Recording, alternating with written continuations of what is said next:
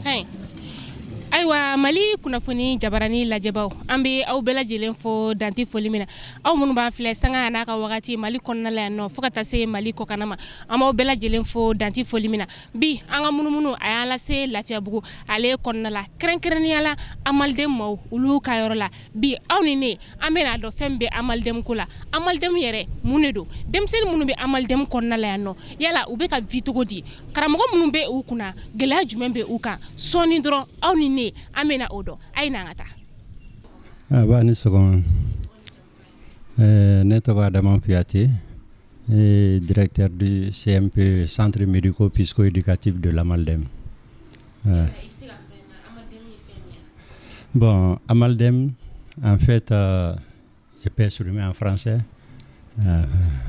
Bon, Amaldem est association humanitaire à but non lucratif.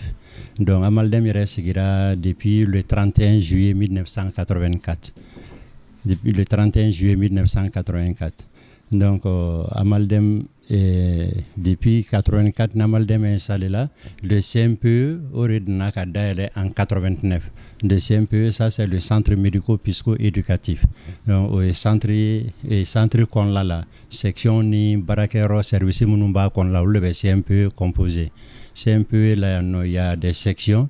il y a l'école intégratrice, il y a l'école spéciale, il y a le groupe rythmique. Donc pour les sections, nous avons 6 sections. Section Woro Banfea, ni kinésithérapie, section kiné, section psychomotricité, section psychologie, ça c'est la section mère d'abord, Orea Foloflore. Donc orthophonie, section orthophonie, éducation spécialisée, ergothérapie. Donc une section d'Amado Banfea, Mumbe Barake Deuna. Donc à des débats sans kelen gelabe de mununka. Donc au développement qu'on là. Donc fogata ou do adamade fin kon la donc école spéciale B école spéciale o demsanu yedron munu ye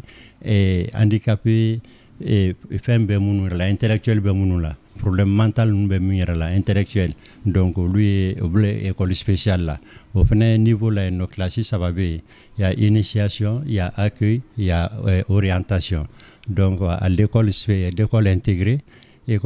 là oui demsani munu fente demsanu na obe école la mais dujura bagato kelengelum blalembu koro donc munu be kalan ke ñoo fe ka ta première année la kana 6e na école maternelle fene be no voilà o école spéciale o CMPE kon la ya mais Amaldem ka fem fene be no sigida wero be quartier la ina fo jeli bugula ina fo bananga bugula do fene be Bagineda na be fo mako foyer de vie autonome de Bagineda donc au foyer de vie la déficient intellectuel ou drone be o lu e chemanu drone ka damine santan cheki ka yele donc lu be activité o lu be fendo après ou be maraîchage ke ou be jardinage ke ou be culture ke ou be fenchama ke ou be sport nu ke bon mais jelibugu centre o uniquement musulmanu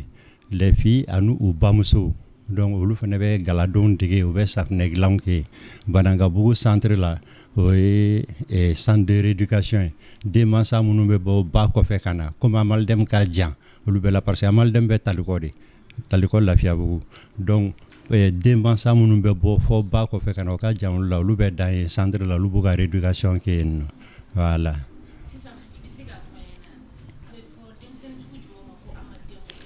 Bon, demseni mu Amaldem lujurato redu. C'est-à-dire que bana re ou soro mais bana ko fe bana ni kololo blawla. Donc o kololo ni abse ka o kololo kon la doye paralysie cérébrale. Nous ba fuma ko IMC. C'est-à-dire o be kungulo enfant ne soro mais a jubaju be ne ma a manifestation o bena farsola. E ba ya demseni masina sigidu ka gelo mo be sigire la au cas développement kasuma donc au toma chuko feneni to tate kelen équilibre fene tout la do refene daji bebo donc lui paralysie cérébrale mais demsenu refene be lui déficient intellectuel lui donc lui déficient intellectuel faut tout le faire sur la main à client fan ne tesson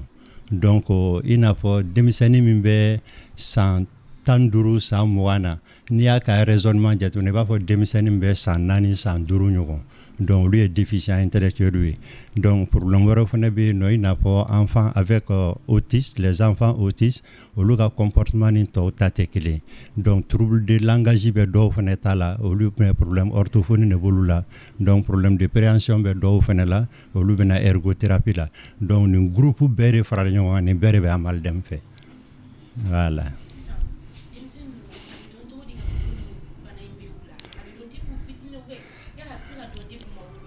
Bon, effectivement, ni bana min filɛ a bɛ dɔn denmisɛnnin ninnu na depuis a cause ninnu a bɛ dɔn depuis yani muso garijɛgɛlen don wagati min na ka na se muso ka jiginni ma ka na se jiginni kɔfɛ donc a bɛ dɔgɔtɔrɔ muso yɛrɛ mana yɛrɛ sɔrɔ ni n'a jiginna dɔrɔn ni gɛlɛya bɛ den kan dɔgɔtɔrɔ b'a détecter a la a b'a fɔ nin den nin kan ka nin kɛ parce que réflexe dɔw bɛ yen nɔ ni muso jiginna dɔrɔn den kan k'o k'a yɛrɛ ma i n'a fɔ succion den b'a bolo don a la n'i ye sin don den da ba mana sin don den da a bɛ sin min mais i b'a sɔrɔ nin gɛlɛya ninnu kosɔn den tɛ sɔn sin na réflexe damadɔ bɛ yen o réflexe ninnu i t'olu si a la ou bien dɔw ni malformation yɛrɛ bɛ se ka wolo donc n'olu kɛra dɔgɔtɔrɔ b'a remarquer dɔrɔn dɔgɔtɔrɔ b'a fɔ nin den masina nin a ye taa ni nin amalden na donc amalden bɛ baara kɛ n'a ye donc a bɛ dɔn o senfɛ.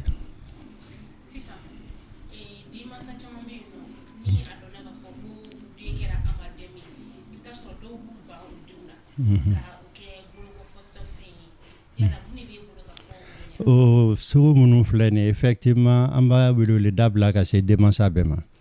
muso a bɛ fɔ cogo min na muso hali n'i ye sari bolo i b'a siri cɛ la donc den ninnu filɛ denw ka laɲini tɛ den ninnu caman bɛ na nin sugu wɛrɛ la i b'a sɔrɔ a sababu yɛrɛ bɛ se ka bɔ ba yɛrɛ dɔw la u ka fɛn kɔnɔna garijɛgɛ kɔnɔna la parce que fɛn dɔw bɛ yen n'a fɔra ko muso garijɛgɛbagatɔ man kan k'o kɛ ni muso dɔw taara u yɛrɛ bila o kɛ la i n'a fɔ muso dɔw bɛ yen u bɛ sigɛrɛti min muso dɔw bɛ yen u bɛ alikɔli min muso dɔw bɛ yen u bɛ dɔrɔgu ta ka sɔrɔ o kɔnɔma falen don donc a bɛna jigin tuma min na a bɛna ni kɔlɔlɔ de ye ka se den ma jiginni bɛ se ka gɛlɛya muso ma ni jiginni gɛlɛyara muso ma dɔgɔtɔrɔw tun ye sage-femme olu bɛ fɛɛrɛ tigɛ pour que ka muso ka se k'a yɛrɛ lasɔrɔ joona donc o kɔnɔna la o fana bɛ se ka kɛ sababu ye ka problème dɔ lase den ma ou bien jiginni kɔfɛ yɛrɛ den bɛ se ka choc sugu dɔ sɔrɔ ou bien traumatisme sɔrɔ donc quand même a bɛ kɛ problème ye min b'a to nin fɛn sugu ninnu bɛ installé a la donc banaw de bɛ na den ninnu na mais bana bɛ ban bana tɛmɛlen kɔfɛ de bana kɔlɔlɔ ninnu o de ye amalden kaw ye donc vraiment fɛn de don muso si de man kan k'a fɔ k'i bɛ den muso yɛrɛ kelen tɛ den fa den muso bɛɛ lajɛlen a denmisɛnnin ninnu u ni den bɛɛ de ka kan den bɛɛ ye kelen den ma bɔ den na i kɛra lujuratɔ ye o i kɛra kɛnɛbagatɔ ye o a kɛ bɛ den bɛɛ la donc vraiment an ka bɛɛ kan k'an janto la an bɛɛ kan k'u ladon cogo la i n'a fɔ denmisɛnnin tɔw bɛ kɛ cogo min na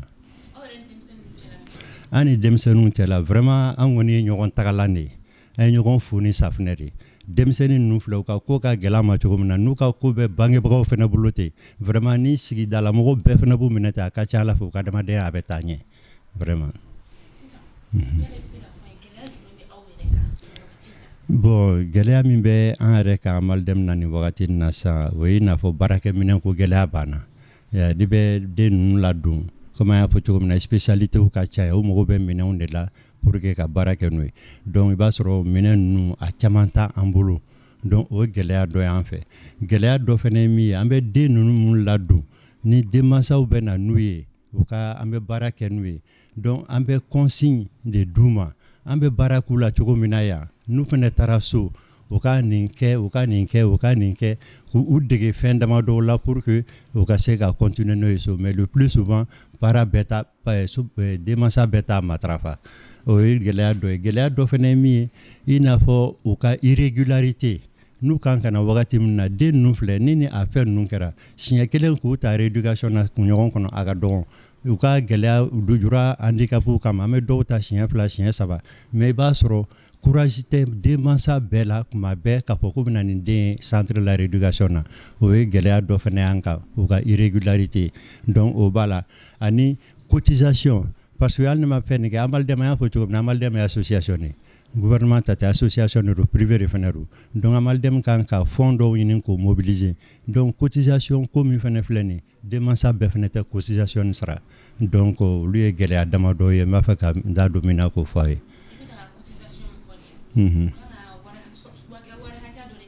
o kan ka wari hakɛ dɔ de sara parce que ni den ninnu bɛɛ na ni bɛ ta section na prise en charge la an b'u ta 1000 francs la séance bon minnu bɛ école spéciale la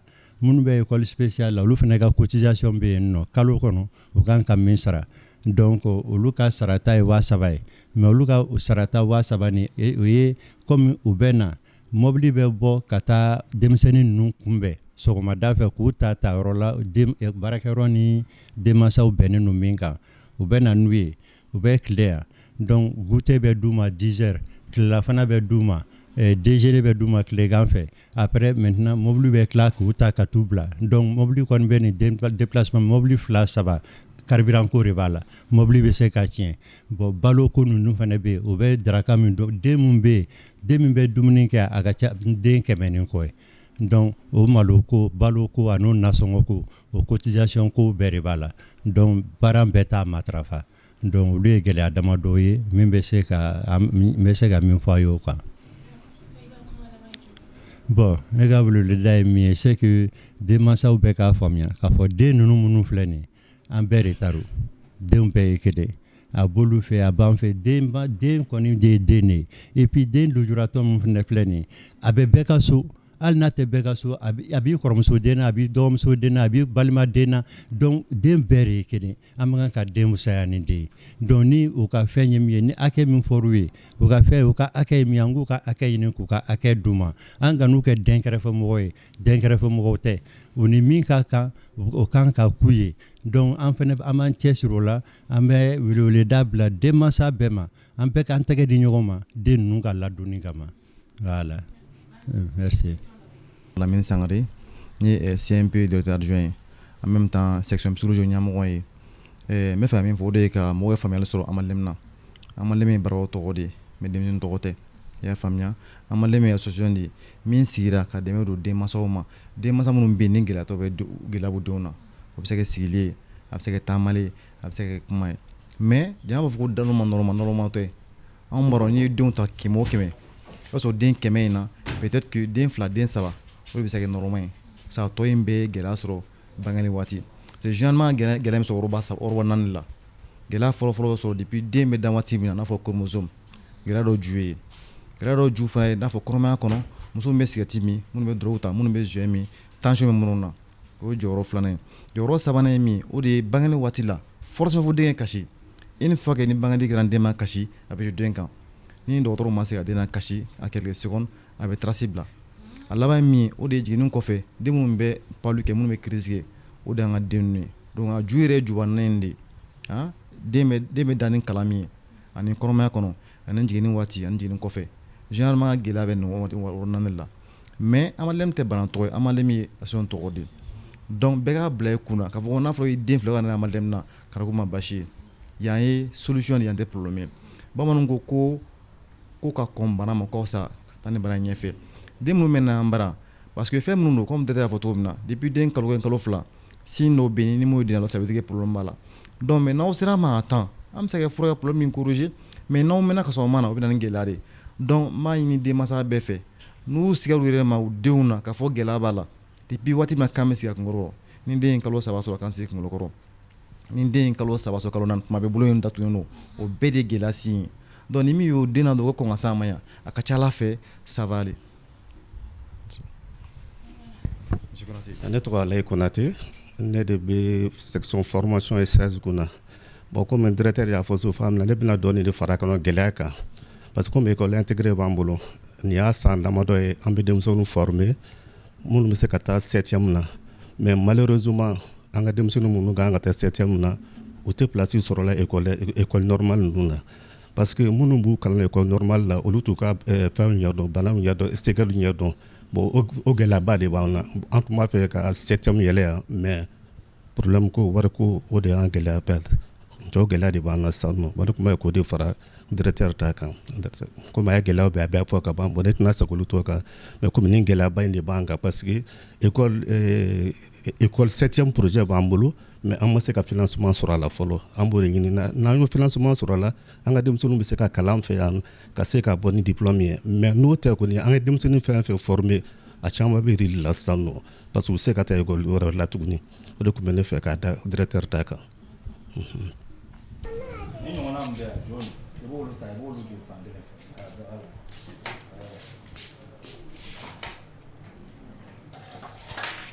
Donc ça c'est le classement 5. Ayi ni ɲɔgɔnna dɔrɔn jaune ni ɲɔgɔnna ala ya mun ɲɔgɔnna.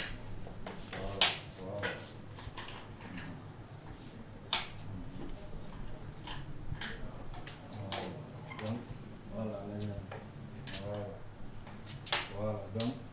blément, voilà, voilà, donc ça c'est un jeu de classement aussi. Donc ça permet, le but c'est quoi? Ça permet de développer. Ah bon, on a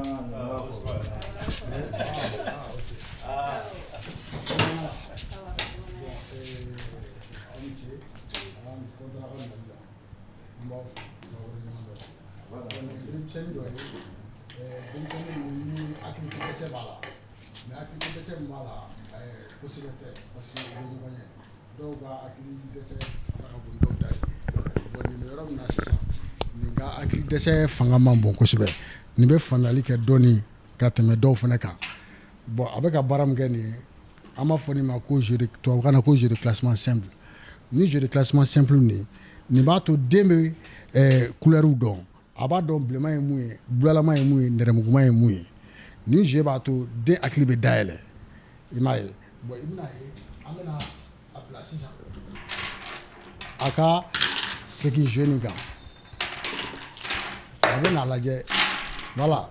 bilenman dɔrɔn ta bilenman o dɔrɔn ta i k'o bila yan voilà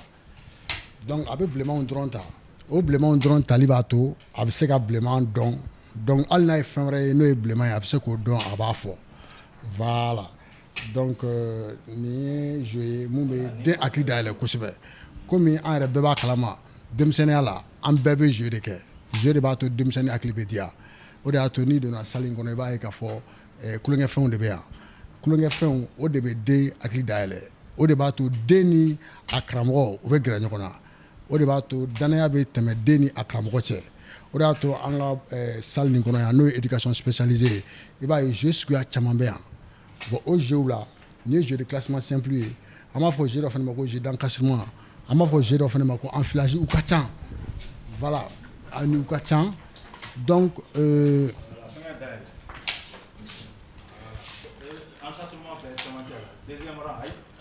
deuxième rang, finger bleu de rang. Voilà. Donc maintenant, il va dernier jeu classé. Bon jeu na, il m'a a ye dɔw kɛ nɛrɛmuguma ye a y'olu sɔrɔ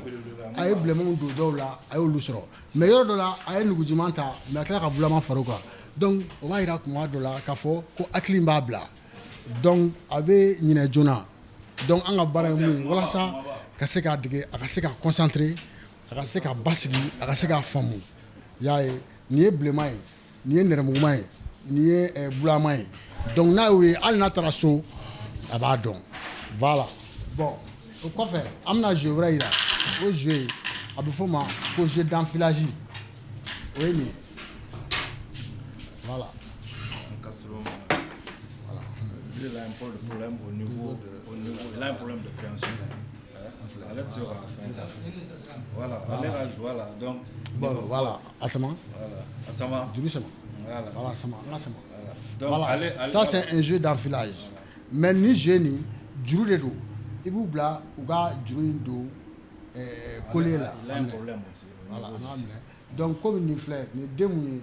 allez ka boulot. Boulot kele moyen. O tɛ se ka fɛn minɛ kosɛbɛ donc an b'a dɛmɛ k'a minɛ donc n'i y'a dɛmɛ k'a minɛ an b'a dɛmɛ a b'a sama ka jigin i y'a ye donc den dɔw b'an fɛ yan i b'a ye k'a fɔ tali fɛn taliw bolo la k'a bila o problème b'u la dɔw bɛ yen i bɛ taa sɔrɔ kuma problème b'u la dɔw bɛ yen i bɛ taa sɔrɔ faamuyali yɛrɛ tɛ yen kosɛbɛ kosɛbɛ mais comme n y'a fɔ a ye cogo min na nin ye kan mun ye nin bɛ faamuyali kɛ dɔɔni ka tɛmɛ caman fana kan i m'a ye o de y'a to i b'a ye i bɛ jeu de classement simple kɛ k'a sɔrɔ problème t'a la. Donc ni jeu d'enfilage ni fana jeu b'a to hali den ni yɛrɛ bɛ den bolo la a b'a corriger a b'a to den hakili bɛ sigi a b'a to den bɛ faamuyali fana kɛ. Donc la concentration fana développer. Voilà. Parce que pour que i ka se ka parce que wo de bɛ nin na pion ninnu na wo de b'a la donc pour que a ka se ka fil dɔ wo nin na donc ça demande un peu de concentration f'a ka concentrer dɔɔni i y'a faamuya donc o la jeune nafa ye mun ye ça développe et l'attention et la concentration donc les deux à la fois donc denmisɛnnin c'est vrai que kulonkɛ de don kulonkɛfɛn de don mais kulonkɛfɛn ninnu bɛɛ la laɲini dɔ de b'a kɔfɛ donc o de la an b'o bila u ka jeu ninnu kɛ jeu ninnu b'o permettre o tɛ se ka faamuyali mun dɛsɛ bɛ partie ni mun na o ka se k'o corriger au fur et à mesure n tun bɛ fɛ k'o de fara voilà karamɔgɔ ta donc an bɛna jeu sabanan ta komi jeu ka ca an bɛ saba dɔrɔn ta k'o kɛ misaliya ye donc nin ye sabanan ye a bɛ fɔ nin ma ko jeu d'encadrement ni jeu in fana b'a to denmisɛnnin b'a lajɛ ka se k'a dɔn mun ka ɲi ka bila yɔrɔ min na surtout denmisɛnnin minnu hakili sigilen tɛ kosɛbɛ ni hakili sigilen tɛ i tɛ se ka nin kɛ donc i b'a ye an b'u bila u k'a bɔ a bɛɛ bɔ Badara a bɛɛ bɔ nin fana bɔ i k'o bila yan voilà nin fana bɔ i k'o bila yan fɛ voilà nin fana bɔ i k'o bila yan fɛ voilà donc nin na yanni a ka don an bɛ tɛgɛrɛ fa kun parce que a bɛ baara kɛ parce que anw fɛ yan ni tɛgɛrɛ bɛ fɔ den kun surtout ni den ninnu a bɛ content ni t'u la nisɔndiya u tɛ content dɛ u tɛ sɔn i n'a fɔ anw yɛrɛ bɛ cogo min na hali anw yɛrɛ pour que i ka diya an ye an ka diya i ye f'i ka an nisɔndiya aw fana bɛ ten ninnu fana bɛ ten de f'i k'u la nisɔndiya walasa u fana ka sɔn i ka kuma ma donc o la sisan an b'a bila Badara taga don voilà mun bɛɛ bɛ yɔrɔ min ma voilà Badara a lajɛ ka ɲɛ a ma don ka ɲɛ a lajɛ voilà a placer ka ɲɛ a placer ka ɲɛ voilà a clé Badara nin ma clé ka ɲɛ o ni clé voilà voilà clé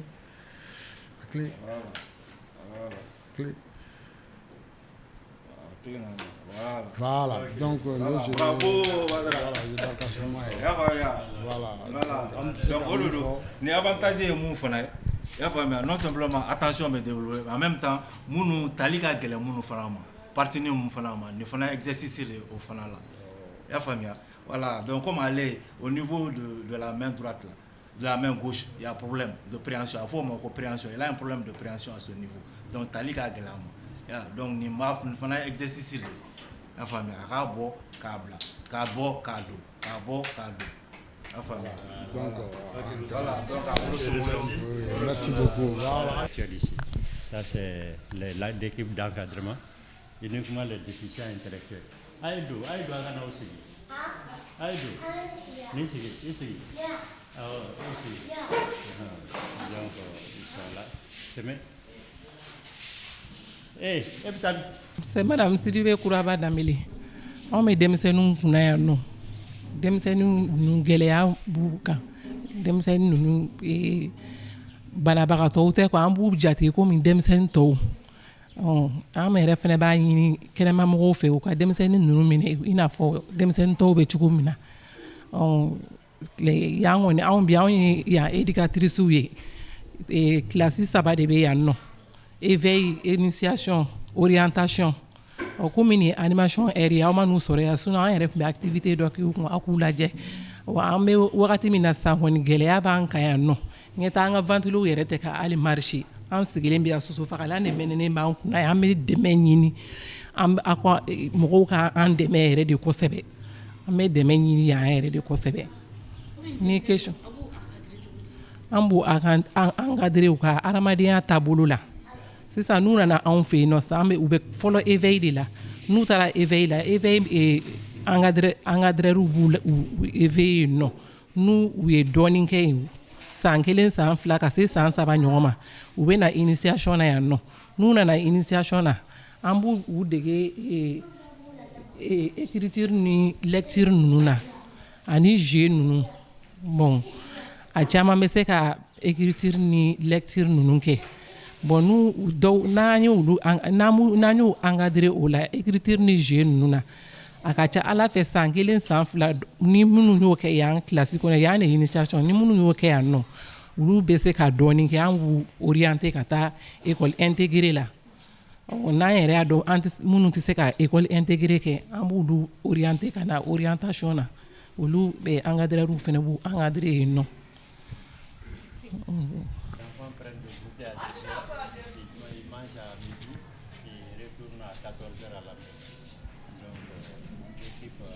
simplement les cuisinières, ce sont celles-là.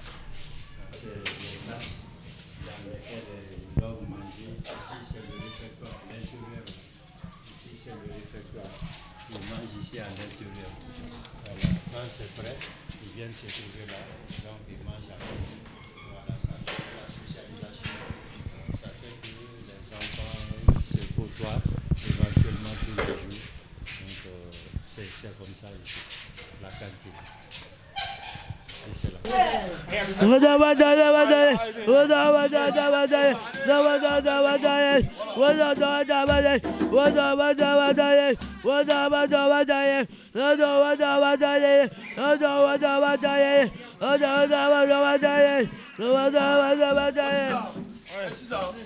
Ne bɛ wuli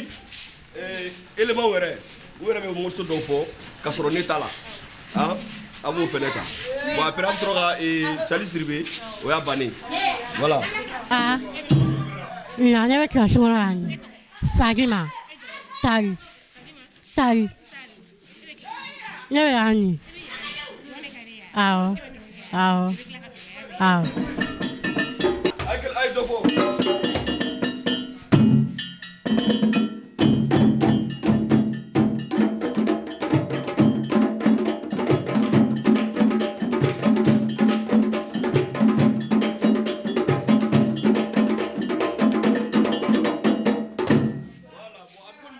Tawane Amadama Awo Migi Kaki Miti Tanani Teva Tanani Awo. Voilà. Leda. Ya fome.